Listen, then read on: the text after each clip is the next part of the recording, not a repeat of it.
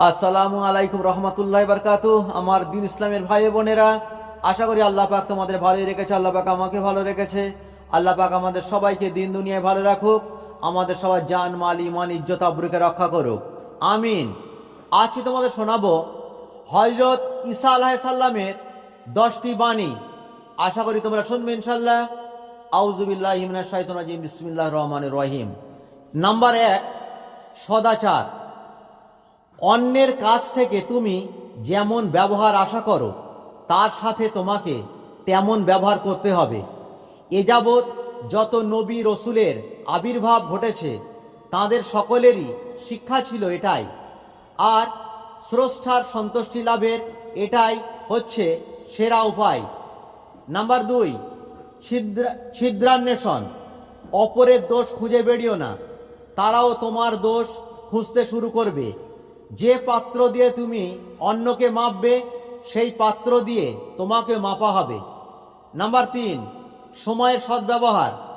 সময় থাকতে সতর্ক হও, সময় বয়ে যাবার পর তোমার আর্তনাদ কারো কানে যাবে না। নাম্বার 4, মানুষের প্রতি ভালোবাসা। মানুষকে না ভালোবেসেই কেউ যদি বলে যে সে আল্লাহকে ভালোবাসে, তবে সে ব্যক্তি মিথ্যুক। কেননা চোখের সামনে দৃশ্যমান আল্লাহর নিদর্শনাবলীকে না ভালোবেসেই অদৃশ্য আল্লাহকে ভালোবাসার দাবি নিতান্তই হাস্যকর। প্রকৃতপক্ষে সৃষ্টির প্রতি ভালোবাসায় স্রষ্টার ভালোবাসার সোপান স্বরূপ।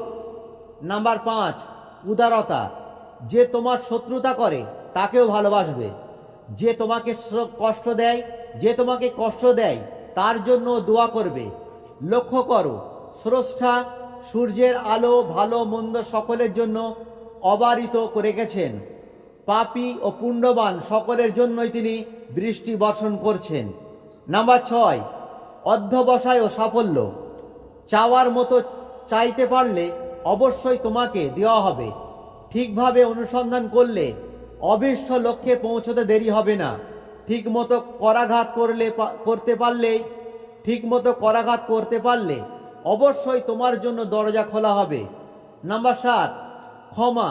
কেউ যদি প্রকাশ্যে অন্যায় করে, তবে ভালোবাসার সাথে তাকে ফেরাতে চেষ্টা করো। কেউ অপরাধ করে ক্ষমা চাইলে তাকে ক্ষমা করো। যদি সে বারবার, এমনকি দিনে 7 বার অপরাধ করে ক্ষমা চাইতে আসে, তবু তাকে ক্ষমা করে দাও। মানুষের দোষ ত্রুটি যদি তুমি ক্ষমা করতে না পারো, তবে আল্লাহর কাছে ক্ষমা পাওয়ার আশা করবে কোন মুখে? নাম্বার 8, অনুশোচনার মূল্য। পাপের অনুশোচনা উপাসনার অহংকারের চেয়ে অনেক বেশি মূল্যবান। নাম্বার 9, দৃষ্টি সংযম। দেহের প্রদীপ হলো চোখ।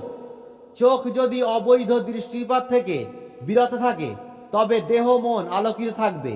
অন্যথায় দেহ মন অপবিত্র হতে সময় লাগবে না। নাম্বার 10, বুদ্ধিমানের কাজ। বিজ্ঞ ব্যক্তির কাজ হচ্ছে যা কিছু কানে আসে সে সবের মধ্যে কেবলমাত্র উত্তম ও যা কাজে আসতে পারে সেটুকু গ্রহণ করে অবশিষ্টগুলো ফেলে দেওয়া। তুমি কখনো নিজের কানকে চালনির মতো করো না। চালনির কাজ হলো আটাগুলো ফেলে দিয়ে ভুসিটুকু ধরে রাখা। আজকে এখানে রাখলাম। আসসালামু আলাইকুম রহমতুল্লাহ আবরকাতুহ।